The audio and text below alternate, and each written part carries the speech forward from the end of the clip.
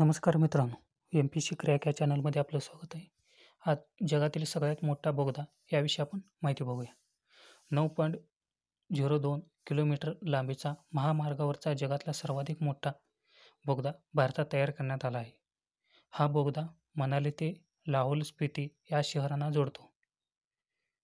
या बोगद्यामुळे मनाली ते लेह हे अंतर 46 किलोमीटरने कमी झालं आहे. या बोगद्याची उंची 5.525 मीटर इतकी ठेवण्यात आला आहे. या बोगद्याची एकूण रुंदी 10.5 मीटर इतका आहे. या बोगद्यातून प्रतिदिन 3000 गाड्या आणि 1500 मालमोटारी इतक्या जाऊ शकतात.